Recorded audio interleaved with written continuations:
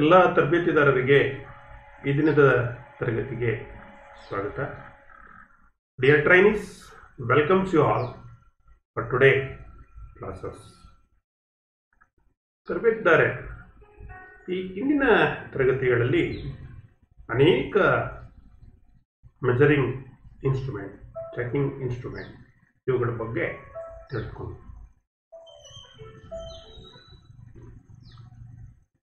ನಮ್ಮಲ್ಲಿ thread measurements ಅನ್ನು ಮಾಡಲಿಕ್ಕೆ, ಸ್ಕ್ರೂ ಥ್ರೆಡ್ ಅನ್ನು ಚೆಕ್ ಮಾಡಲಿಕ್ಕೆ ಅನೇಕ ರೀತಿಯ ಇನ್ಸ್ಟ್ರೂಮೆಂಟ್ಗಳನ್ನು ಹಿಂದೆ ಹಾಲೆ ನಾವು ನೋಡಿದ್ದೀವಿ. ಸ್ಕ್ರೂ ಪಿಚ್ ಗೇಜ್ ಇರ್ಬೋದು, ಕ್ಯಾಲಿಪರ್ ಗೇಜ್ ಇರ್ಬೋದು, ಈ ರೀತಿ. So in this class we will discuss another one instrument, that is screw thread micrometer. ಈ ತರಗತಿಯಲ್ಲಿ ಈ ಸ್ಕ್ರೂ ಥ್ರೆಡ್ ಮೈಕ್ರೋಮೀಟರ್ ಬಗ್ಗೆ ನಾವು ತಿಳಿದುಕೊಳ್ಳೋಣ. At the end of this lesson you shall be able to state the features of screw thread micrometer. Screw thread micrometre ಅಂದ್ರೆ ಏನು, ಅದರ features ಹೇಗಿರುತ್ತೆ ತಿಳಿದುಕೊಳ್ಳೋಣ. State the feature of 3-wire system of measurement with the help of tables. ಇಲ್ಲಿ 3-wire measurements ಅಂತ ಇರುತ್ತೆ, ಅದರ ಬಗ್ಗೆ ನಾವು ತಿಳಿದುಕೊಳ್ಳೋಣ. Select the best wire with the help of tables for using the 3-wire method. ಈ 3-wire ಮೆಥಡ್ ಏನಿದೆ ಅದರಲ್ಲಿ ಬೆಸ್ಟ್ ವೈರ್ ಅನ್ನ ಟೇಬಲ್ ಅನ್ನ ನೋಡಿ ಹೇಗೆ ಸೆಲೆಕ್ಟ್ ಮಾಡ್ಕೊಳ್ತಕ್ಕಂಥದ್ದು ಅನ್ನೋದನ್ನ ತಿಳಿದುಕೊಳ್ಳೋಣ. Now let us come to the effective diameter. ಈಗ ನೀವು ಒಂದು ಸ್ಕ್ರೂ ಥ್ರೆಡ್ ಅನ್ನು ತೆಗೆದುಕೊಂಡ್ರೆ ಅದನ್ನ ಟರ್ಮಿನಾಲಜಿಯನ್ನು ನಾವು ನೋಡಿದಾಗ, ಟರ್ಮಿನಾಲಜಿನಲ್ಲಿ major dia, minor dia, pitch dia ನೋಡಿ. ಈಗ ಇಲ್ಲಿ ಒಂದು ಸ್ಕ್ರೂ ಥ್ರೆಡ್ ಚಿತ್ರ ಬಂದಿದೆ. ಇದರಲ್ಲಿ ಮೇಜರ್ ಡಯಾಮೀಟರ್ ಇದೆ, ಒಂದು ಪಿಚ್ ಡಯಾಮೀಟರ್ ಇದೆ, ಮೈನರ್ ಡಯಾಮೀಟರ್ ಇದೆ, ಥ್ರೆಡ್ ಆಂಗಲ್ ಇದೆ, ಥ್ರೆಡ್ ಪ್ಲಾಂಕ್ಸ್ ಇದೆ, ಕ್ರೆಸ್ಟ್ ಇದೆ, ರೂಟ್ ಇದೆ, ಪಿಚ್ ಇದೆ, ಹೌದಲ್ವಾ? ಇಲ್ಲಿ ಒಂದು ಎಫೆಕ್ಟಿವ್ ಡಯಾಮೀಟರ್ ಅಂತ ಕರಿತೀವಿ. ಈ ಪಿಚ್ ಡಯಾಮೀಟರ್ ಅಂತ ಏನಿದೆ ಮಕ್ಕಳೇ, ಅದೇ effective diameter. The pitch diameter is also called as effective diameter. The pitch diameter ಅಂದ್ರೆ ಯಾವುದು ನೋಡಿ, ಇಲ್ಲಿ ತೋರಿಸಿದ್ದೀನಿ ನಾನು ಪಿಚ್ ಡಯಾಮೀಟರ್ನ. The pitch diameter of a parallel thread is the diameter of the imaginary coaxial cylinder which intersects the surface of the thread in such a manner that the intercept on a generator of the cylinder between the points where it meets the opposite flanks of a thread groove is equal to the op of the nominal pitch of the thread. That is called effective diameter.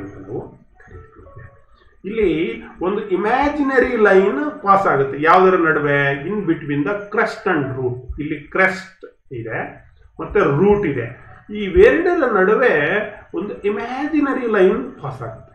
So that imaginary line ಅನ್ನ ನಾವು ಯಾವ ರೀತಿ ಹೇಳ್ತೀವಿ ಅಂದ್ರೆ, it is an imaginary coaxial cylinders ಅಂತ ಕರಿತೀವಿ. ಈ ಒಂದು ಏನು ಸಿಲಿಂಡರ್ ಬಾಡಿ ಇದೆ, ಥ್ರೆಡ್ ಅನ್ನು ಕಟ್ ಮಾಡಿದ್ವಿ, ಇದರಲ್ಲಿ ಇಲ್ಲಿಂದ ಇಲ್ಲಿವರೆಗೆ that is called pitch diameter ಅಥವಾ ಎಫೆಕ್ಟಿವ್ ಡಯಾಮೀಟರ್ ಅಂತ ನಾವು ಕರಿತೀವಿ. ಈಗ ಉದಾಹರಣೆಗೆ ಮೇಜರ್ ಡಯಾಮೀಟರ್ ಅನ್ನು ಕೂಡ ನಾವು ಈಸಿಯಾಗಿ ಮೆಜರ್ ಮಾಡಬಹುದು, ಮೈನರ್ ಡಯಾಮೀಟರ್ ಅನ್ನು ಕೂಡ ಮೆಜರ್ ಮಾಡಬಹುದು. ಮೇಜರ್ ಡಯಾಮೀಟರ್ನ ನೀವು ಮೈಕ್ರೋಮೀಟರ್ ಇರ್ಬೋದು ಅಥವಾ ಕ್ಯಾಲಿಪರ್ ಇರ್ಬೋದು, ಅವುಗಳನ್ನು ಬಳಸ್ಕೊಂಡು ಈಸಿಯಾಗಿ ಮೆಜರ್ ಮಾಡಬಹುದು. ಮೈನರ್ ಡಯಾಮೀಟರ್ ಅನ್ನು ಮೆಜರ್ ಮಾಡಬಹುದು, ಬಟ್ ಈ ಎಫೆಕ್ಟಿವ್ ಡಯಾಮೀಟರ್ ಅನ್ನ ಮೆಜರ್ ಮಾಡಬೇಕಲ್ಲ. ಆ ಇಮ್ಯಾಜಿನರಿ ಲೈನ್ ಪಾಸ್ ಆಗಿದೆಯಲ್ಲ ಆ ಕೋಯಾಕ್ಸಿಯಲ್ ಸಿಲಿಂಡರ್ನಲ್ಲಿ, ಆ ಇಂಟರ್ಸೆಕ್ಟ್ ಆಗಿದೆಯಲ್ಲ ಸರ್ಫೇಸ್ ಆಫ್ ದಿ ಥ್ರೆಡ್ನಲ್ಲಿ, ಸೊ ಅದನ್ನ ಹೇಗೆ ಥ್ರೆಡ್ ಪ್ಲಾಂಕ್ಸ್ ಅಂತ ಕರಿತೀವಿ. It meets the thread planks. ನೋಡಿ ಇಲ್ಲಿ ಒಂದು ಸ್ವಲ್ಪ ರೆಡ್ ಅಲ್ಲಿ ತೋರಿಸಿದ್ದೀನಿ ನೋಡಿ, ಇಲ್ಲಿ ಥ್ರೆಡ್ ಪ್ಲಾಂಕ್ ಅಂತ. ಸೊ ಅದು ಇಲ್ಲಿ ಬರುತ್ತೆ, ಇಲ್ಲಿ ಒಂದು ಇಮ್ಯಾಜಿನರಿ ಲೈನ್ ಪಾಸ್ ಆಗುತ್ತೆ ಮೇಲೆ ಮತ್ತೆ ಕೆಳಗಡೆ, in between crest and root, that is called pitch diameter. ಇದನ್ನ ಮೆಜರ್ ಮಾಡಲಿಕ್ಕೆ ನಮಗೆ ಒಂದು ಇನ್ಸ್ಟ್ರೂಮೆಂಟ್ ಬೇಕಾಗುತ್ತೆ. ಆ pitch diameter are highly sensitive measurement. ಈ ಪಿಚ್ ಡಯಾಮೀಟರ್ ಮೆಜರ್ ಮಾಡೋದು ಏನಿದೆ, it is an highly sensitive measurement and thus are determined using specific measuring tool. ಹಾಗಾಗಿ ಈ ಪಿಚ್ ಡಯಾಮೀಟರ್ ಅಥವಾ ಎಫೆಕ್ಟಿವ್ ಡಯಾಮೀಟರ್ ಏನಿದೆ, ಇದನ್ನ ಮೆಜರ್ ಮಾಡಲಿಕ್ಕೆ ನಮಗೆ ಒಂದು ಸ್ಪೆಸಿಫಿಕ್ ಮೆಜರಿಂಗ್ ಇನ್ಸ್ಟ್ರೂಮೆಂಟ್ ಇದೆ. There are several techniques available for quantifying these dimensions. ಅನೇಕ ಇನ್ಸ್ಟ್ರೂಮೆಂಟ್ ಇದೆ. However, dedicated micrometer screw gauge ಅಂತ ನಾವೇನು ಕರಿತೀವಿ ಅದು ಒಂದು, ಮತ್ತು 3 wire measurement method and optical comparators method, ಇವು 3 ಕಾಮನ್ ಆಗಿ ನಾವು ಬಳಸ್ತಕ್ಕಂಥದ್ದು. ಏನನ್ನ ಮೆಜರ್ ಮಾಡಲಿಕ್ಕೆ? ಪಿಚ್ ಡಯಾಮೀಟರ್ನ ಮೆಜರ್ ಮಾಡಲಿಕ್ಕೆ. ಯಾವ್ಯಾವುದು? ಒಂದು ಸ್ಕ್ರೂ ಥ್ರೆಡ್ ಮೈಕ್ರೋಮೀಟರ್, ಅಂದರೆ micrometer, outside micrometer, screw gauge ಅಂತ ಕರಿತೀವಿ. ಇನ್ನೊಂದು 3 ವೈರ್ ಮೆಥಡ್, ಮತ್ತೊಂದು ಆಪ್ಟಿಕಲ್ ಕಂಪ್ಯಾರೇಟರ್ಸ್ ಅನ್ನು ನಾವು ಬಳಸ್ತೀವಿ. ಏನನ್ನ ಮೆಜರ್ ಮಾಡಲಿಕ್ಕೆ? ಎಫೆಕ್ಟಿವ್ ಡಯಾಮೀಟರ್ ಅಂದರೆ ಪಿಚ್ ಡಯಾಮೀಟರ್ ಅಥವಾ ಸ್ಕ್ರೂ ಥ್ರೆಡ್ ಅನ್ನು ಮೆಜರ್ ಮಾಡಲಿಕ್ಕೆ. ಯಾಕೆ ಇದೇ ಬೇಕು? Because of it is a sensitive measurement. That's why we required micrometer, screw thread micrometer or 3 wire measurement method or optical comparators ಅನ್ನ ಯೂಸ್ ಮಾಡಿಕೊಂಡು ನಾವೇನ್ ಮಾಡ್ತೀವಿ? ಈ ಒಂದು ಎಫೆಕ್ಟಿವ್ ಡಯಾಮೀಟರ್ಸ್ ಅನ್ನ ನಾವು ಮೆಜರ್ ಅನ್ನ ಮಾಡ್ತೀವಿ. ಸೊ ನೋಡಿ, ಇಲ್ಲಿ ನಿಮಗೆ ಪಿಚ್ ಡಯಾಮೀಟರ್ ಅನ್ನ, ಇಮ್ಯಾಜಿನರಿ ಲೈನ್ಸ್ ಅನ್ನು ಮೆಜರ್ ಮಾಡಲಿಕ್ಕೆ ಏನನ್ನ ಬಳಸ್ತಾ ಇದೀವಿ? ಇಲ್ಲಿ ಸ್ಕ್ರೂ ಥ್ರೆಡ್ ಮೈಕ್ರೋಮೀಟರ್ ಅನ್ನ ಬಳಸ್ತಾ ಇದೀವಿ. ಜೊತೆಗೆ 3 ವೈರ್ ಮೆಥಡ್ ಅಂತ ಹೇಳಿದೆ. ಸೊ ಈ ಒಂದು ಇನ್ಸ್ಟ್ರೂಮೆಂಟ್ ನಲ್ಲಿ 3 ವೈರ್ ಮೆಥಡ್ ಅನ್ನು ನಾವು ಯೂಸ್ ಮಾಡಿ ಎಫೆಕ್ಟಿವ್ ಡಯಾಮೀಟರ್ಸ್ ಅನ್ನು ನಾವು ಮೆಜರ್ ಮಾಡ್ತೀವಿ. ನಾವು let us come to the screw thread micrometer. ಈಗ ನಿಮಗೆ ಸ್ಕ್ರೂ ಥ್ರೆಡ್ ಮೈಕ್ರೋಮೀಟರ್ ಯಾತಕ್ಕೆ ಬೇಕು ಅಂತ ಇಷ್ಟು ಹೇಳಿದೆ. ಯಾತಕ್ಕೆ ಬೇಕು? ಎಫೆಕ್ಟಿವ್ ಡಯಾಮೀಟರ್, ಪಿಚ್ ಡಯಾಮೀಟರ್ ಅನ್ನ ಅದು ಸೆನ್ಸಿಟಿವ್ ಇರೋದ್ರಿಂದ ಅಕ್ಯುರೇಟ್ ಆಗಿ ಮೆಜರ್ ಮಾಡಬೇಕಾದ್ರೆ ನಮ್ಗೆ ಏನ್ ಬೇಕಾಗುತ್ತೆ ಮಕ್ಕಳೇ? ಸ್ಕ್ರೂ ಥ್ರೆಡ್ ಮೈಕ್ರೋಮೀಟರ್ ಬರುತ್ತೆ. ನೋಡಿ, ಈ ಸ್ಕ್ರೂ ಥ್ರೆಡ್ ಮೈಕ್ರೋಮೀಟರ್ ಏನಿದೆ, it is A precision instrument. Screw thread micrometre is A precision instrument used to measure the effective diameter of the screw thread to an accuracy 0.01 mm ಇರಬಹುದು ಅಥವಾ 0.001 inch ಅಥವಾ vernier screw thread micrometer ಬಳಸ್ತೀವಿ. So ಆ vernier screw thread micrometer ಆದರೆ 0.001 mm accuracy ಇರುತ್ತೆ. So ಏನನ್ನ check ಮಾಡ್ಲಿಕ್ಕೆ ಬಳಸ್ತೀವಿ ಸ್ಕ್ರೂ ಥ್ರೆಡ್ ಮೈಕ್ರೋಮೀಟರ್ ಅನ್ನ? ಎಫೆಕ್ಟಿವ್ ಡಯಾಮೀಟರ್ ಅಥವಾ ಪಿಚ್ ಡಯಾಮೀಟರ್ ಅಂತ ಕರಿತೀವಿ. ನೋಡಿ, ಇಲ್ಲಿ it is similar to the our ordinary micrometer. Screw thread micrometer ಏನಿದೆ ಮಕ್ಕಳೇ, it is similar to the our ordinary micrometer. In texture, it is like to outside micrometer. The only difference is that the end of the spindle is usually cone-like at an angle of 55 degree and V-groove of 55 degree. ಇಲ್ಲಿ ಮಕ್ಕಳೇ ನೋಡಿ, ಇಲ್ಲಿ ನಾವು ordinary outside micrometre ನಲ್ಲಿ ಈ hand wheel ಮತ್ತೆ spindle ಏನಿರುತ್ತೆ flat surface, ಹೌದಲ್ವಾ? ಸ್ವಲ್ಪ ಓವಲಿಟಿ ಇರುತ್ತೆ, ಫ್ಲಾಟ್ ಸರ್ಫೇಸ್ ಇರುತ್ತೆ. ಆದರೆ ಇಲ್ಲಿ ನೋಡಿ ಕೋನ್ ಶೇಪ್ ಇದೆ, ಒಂದು ವಿ ಶೇಪ್ ನಲ್ಲಿ ಇದೆ. ಇಲ್ಲಿ ಕಾಣಿಸ್ತಾ ಇದೆಯಲ್ಲ, ಓನ್ಲಿ ಡಿಫ್ರೆನ್ಸ್ ಎವ್ರಿಥಿಂಗ್ ಫ್ರೇಮ್ ಇದೆ, ಇಲ್ಲೂ ಆನ್ವಿಲ್ ಇದೆ, ಇಲ್ಲೂ ಸ್ಪಿಂಡಲ್ ಇದೆ, ಇಲ್ಲೂ ಬ್ಯಾರಲ್ ಇದೆ, ಇಲ್ಲೂ ತಿಂಬಲ್ ಇದೆ, ಇಲ್ಲೂ ರಾಟ್ಚೆಟ್ ಸ್ಟಾಪ್ ಇದೆ. Only the difference is the anvil and the spindle. Only difference is the anvil and difference. On the cone like at an angle of 55 degree and a V groove of 55 degree. So, ಇದು 55 degree ಸಿಗುತ್ತೆ, 60 degree ಸಿಗುತ್ತೆ. ಯಾಕಂದ್ರೆ metric thread ಆದ್ರೆ 60 degree ಇರುತ್ತೆ, British thread ಆದ್ರೆ ಯಾವ್ದು ಏನಿರುತ್ತೆ 55 degree ಇರುತ್ತೆ. So the angle V groove angle ಮತ್ತೆ ವಿ ಕೋನ್ ಏನಿದೆ ಅದು either it is available in 55 degree or it is available in 60 degree. The only difference, all other parameters in texture it is same. Yadu screw thread micrometer. So this is frame, this is anvil, this is spindle, this is lock nut, this is barrel graduations, datum line, subdivision, thimble divisions, ratchet stop. Everything is similar to ordinary metric, the outside micrometer, ordinary outside micrometer. The only difference is the anvil and the spindle. So anvil and spindle is usually like a cone, like a V shape at an angle of 55 degree. Idu sigutte matte 60 degree idu sigutte. So ಇಲ್ಲಿ this micrometer ಯಾತಕ್ಕೆ use ಮಾಡ್ತೀವಿ ಇದನ್ನ? This micrometer is use to measure the effective diameter of the screw thread. Screw thread ನ effective diameter ಅನ್ನ measure ಮಾಡಲಿಕ್ಕೆ ಈ ಒಂದು screw thread micrometer ಅನ್ನು ಬಳಸ್ತೀವಿ.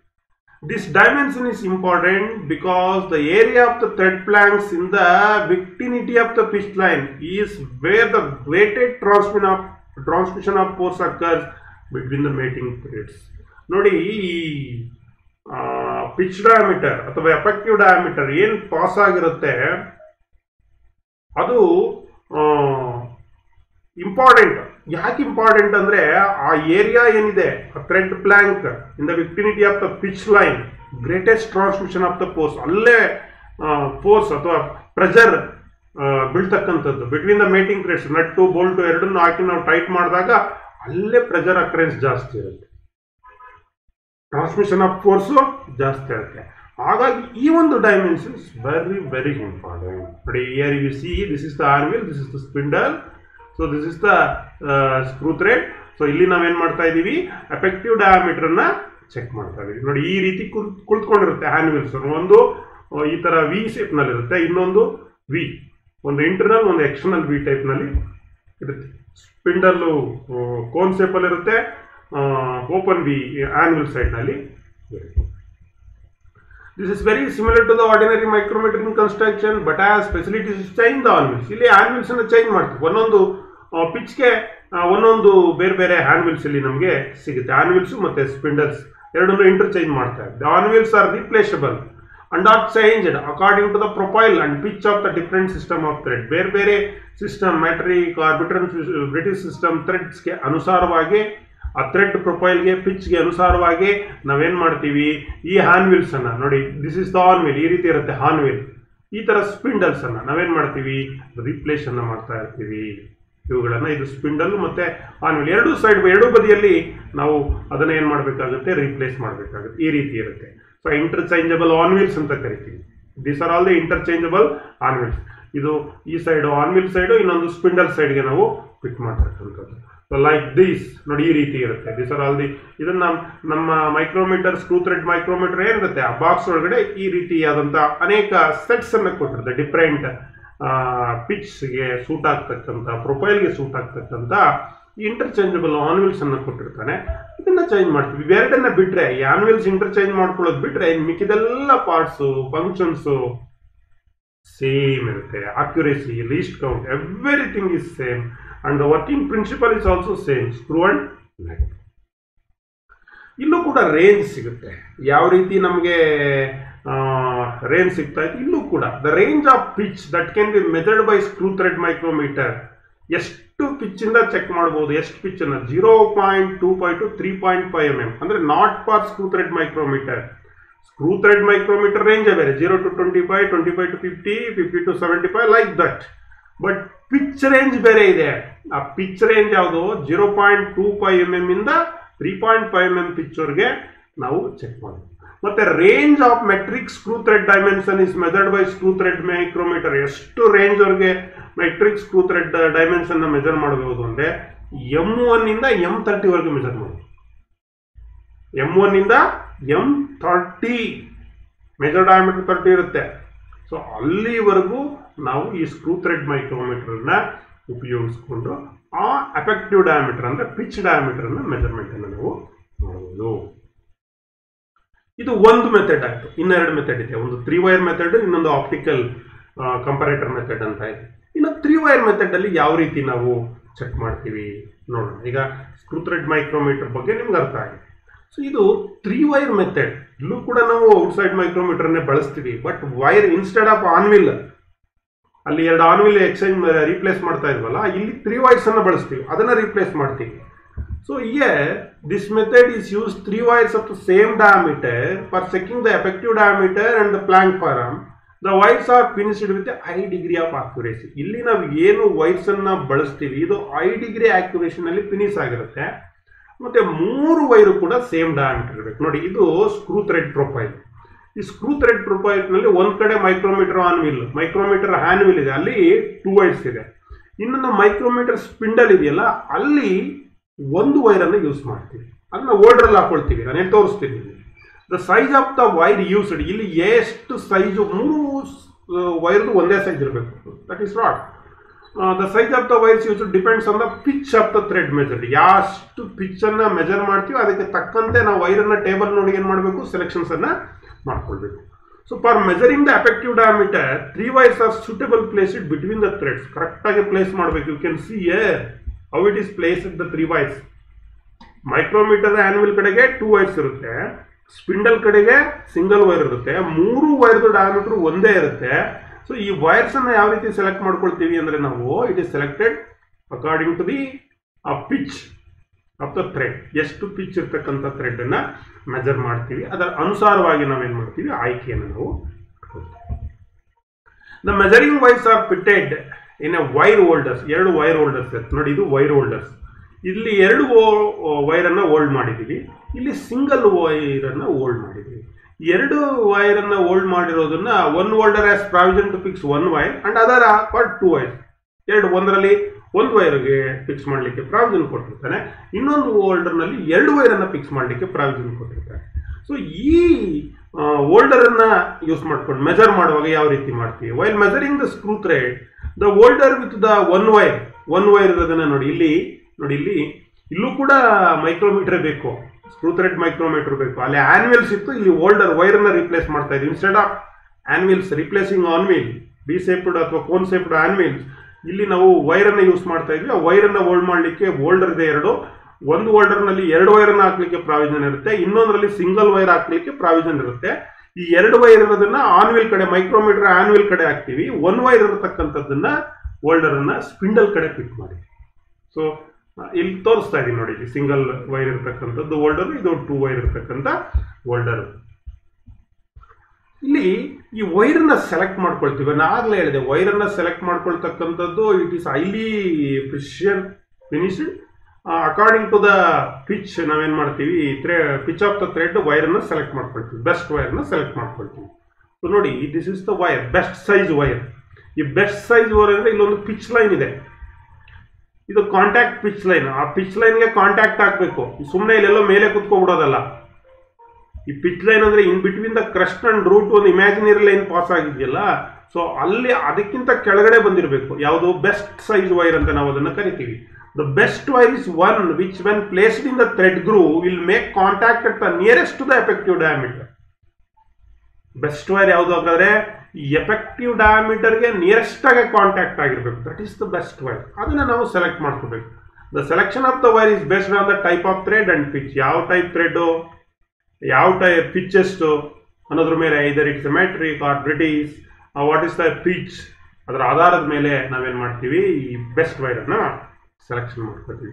The selection of the wire can be calculated and determined but ಈ wire selection calculate ಮಾಡಿ ಕೂಡ ಸೆಲೆಕ್ಟ್ ಮಾಡ್ಕೋಬಹುದು. ಆದ್ರೆ ಒಂದು ರೆಡಿಮೇಡ್ ಚಾರ್ಟ್ಸ್ ಇದೆ ನಿಮಗೆ, ಆ ರೆಡಿಮೇಡ್ ಚಾರ್ಟ್ ಅನ್ನ ನೋಡಿಕೊಂಡು ನಾವೇನ್ ಮಾಡ್ತೀವಿ, ವೈರ್ ಅನ್ನ ಸೆಲೆಕ್ಷನ್ಸ್ ಅನ್ನ ನಾವು ಮಾಡ್ಕೊಳ್ತೀವಿ. This is the readymade chart. ಇಲ್ಲಿ measurement with measuring wires, metric thread with coarse pitch ಇದೆ, ಕೋರ್ಸ್ ಪಿಚ್. ಇಲ್ಲಿ ನೋಡಿ ಥ್ರೆಡ್ ಡಿಸ್ಟಿಂಗ್ M1 M1.2 ಈ ರೀತಿ ಇದೆ, M4 M4.5. ಪಿಚ್ ಎಷ್ಟೆಷ್ಟು ಇರುತ್ತೆ ಅದಕ್ಕೆ. ಬೇಸಿಕ್ ಮೆಜರ್ಮೆಂಟ್ ಅಂದ್ರೆ ಮೀನ್ D2 ಎಷ್ಟು, ಮೆಜರಿಂಗ್ ವೈರ್ ಡಯಾ ಎಷ್ಟು, ಮೆಜರಿಂಗ್ ವೈರ್ ಡಯಾ ಎಷ್ಟು, ಡೈಮೆನ್ಷನ್ ಓವರ್ ದ ವೈರ್ ಎಷ್ಟು, ಎವ್ರಿಥಿಂಗ್ ಟು ಬಿ ಗಿವನ್. ಈಗ ಉದಾಹರಣೆಗೆ ನೀವು ಈಗ M2ಗೆ ಸೆಲೆಕ್ಟ್ ಮಾಡ್ಕೋಬೇಕು ಅನ್ಕೊಂಡು, ಅದರದ್ದು ವೈರ್ ಪಿಚ್ ಎಷ್ಟಿರುತ್ತೆ, ಇದು ಥ್ರೆಡ್ ಪಿಚ್ 0.4 mm ಇದೆ. ಈಗ ನೀವು ವೈರ್ ಸೈಜ್ ಅನ್ನ ಬೇಸಿಕ್ ಮೆಜರ್ಮೆಂಟ್ ಮೀನ್ D2 ಅರ್ಥ ಆಯ್ತಾ, ಅದನ್ನ ಎಷ್ಟಿರಬೇಕು ಅದರದ್ದು M2ಗೆ 1.74. ಮೆಜರಿಂಗ್ ವೈರ್ ಡಯಾ, ಇಲ್ಲಿ ಮೆಜರಿಂಗ್ ವೈರ್ ಡಯಾ ನೀವು ಸೆಲೆಕ್ಟ್ ಮಾಡ್ಕೊಳ್ತೀರಲ್ಲ ವೈರ್ ಡಯಾ, ಸೊ ಅದರಲ್ಲಿ W1 ಎಷ್ಟಿರಬೇಕು, M2ಗೆ 0.22. ಓವರ್ ವೈರ್ ಅದೆಷ್ಟಿರಬೇಕು, 2.055. ಸೊ ಈ ಚಾರ್ಟ್ ಅನ್ನ ನೋಡಿಕೊಂಡು ನಾವೇನ್ ಮಾಡ್ತೀವಿ, ವೈರ್ ಅನ್ನ ಸೆಲೆಕ್ಷನ್ಸ್ ಅನ್ನು ಮಾಡ್ಕೊಳ್ತೀವಿ. ಸೊ ಅದೇ ರೀತಿ M30 ವರೆಗೆ, M1 ಇಂದ M30 ವರೆಗೆ ನಾವೇನ್ ಮಾಡ್ಬೋದು, ಚೆಕ್ ಮಾಡ್ಬೋದು. ಸೊ M30 ವರೆಗೆ ಕೊಟ್ಟಿದ್ದಾನೆ. ಸೊ ಇನ್ನು ಫೈನ್ ಪಿಚ್ ಆದರೆ ಅದಕ್ಕೆ ಬೇರೆ ಡೆಸಿಗ್ನೇಷನ್ಸ್, ಅದಕ್ಕೆ ಬೇರೆ ಡಯಾಮೀಟರ್ಸ್ ಅನ್ನ ಇಲ್ಲಿ ರೆಡಿಮೇಡ್ ಚಾರ್ಟ್ಸ್ ಇದೆ. ರೆಡಿಮೇಡ್ ಚಾರ್ಟ್ಸ್ ಅನ್ನ ನೋಡಿಕೊಂಡು ನಾವು ಸೆಲೆಕ್ಷನ್ ಅನ್ನು ಮಾಡ್ಕೊಳ್ತೀವಿ. ಇಲ್ಲಿ M1 into 0.2 ಅಂದ್ರೆ ದಿಸ್ ಇಸ್ ಪಿಚ್. M1 ಅಂದ್ರೆ that is thread, major diameter 1 mm, the pitch is 0.2. ಅದೇ ರೀತಿ ಈಗ M5 ಅಂತ ಇದೆ ಇಲ್ಲಿ, ಅಥವಾ M8 ಅಂತ ಇದೆ. M8 ಅಂದ್ರೆ 1 ಅಂತ ಇಂಟು 1 ಅಂದ್ರೆ ದಟ್ ಇಸ್ ದ ಪಿಚ್. ಈ ಬೇಸಿಕ್ ಮೆಜರ್ಮೆಂಟ್ 7.350 ಇರುತ್ತೆ ಅದರಲ್ಲಿ.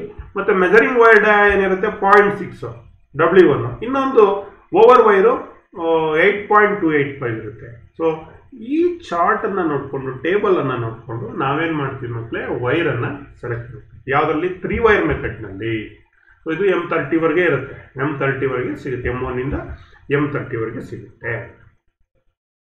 ಸೊ ಇನ್ನೊಂದು ಮೆಥಡು ಮಕ್ಕಳೇ ನಿಮಗೆ ಇನ್ನೊಂದು ತರಗತಿಯಲ್ಲಿ ಮಾಡ್ತೀನಿ, ಅದು ಯಾವುದು ಆಪ್ಟಿಕಲ್ ಪ್ಲಾಟನ್ನು ಯೂಸ್ ಮಾಡಿಕೊಂಡು ನಾವು ಈ ಎಫೆಕ್ಟಿವ್ ಡಯಾಮೀಟ್ರನ್ನು ಚೆಕ್ ಮಾಡೋದು. ಅದನ್ನು ಕಂಪ್ರೇಟರ್ಸ್ನಲ್ಲೇ ನಾನು ಹೇಳಿದ್ದೀನಿ.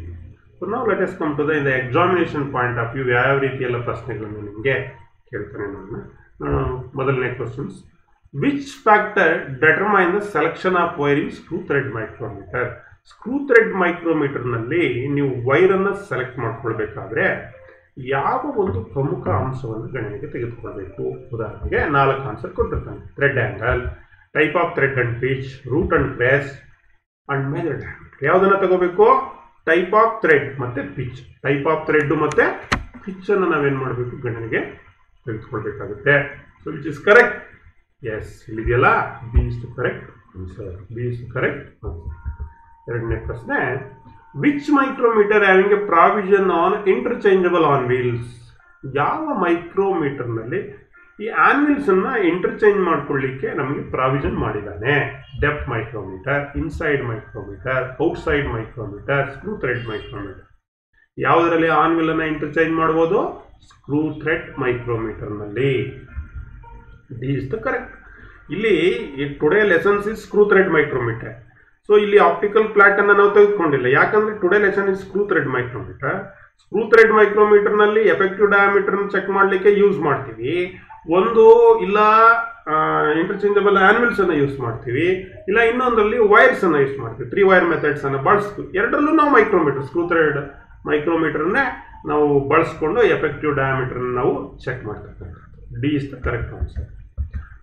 So which instrument is used to measure the effective diameter. Effective ಡಯಾಮೀಟರ್ನ ಚೆಕ್ ಮಾಡಲಿಕ್ಕೆ ಏನನ್ನ ಬಳಸ್ತೀವಿ? Screw pitch gauge, outside micrometer, screw thread micrometer, screw thread caliper gauge ಅಂತ.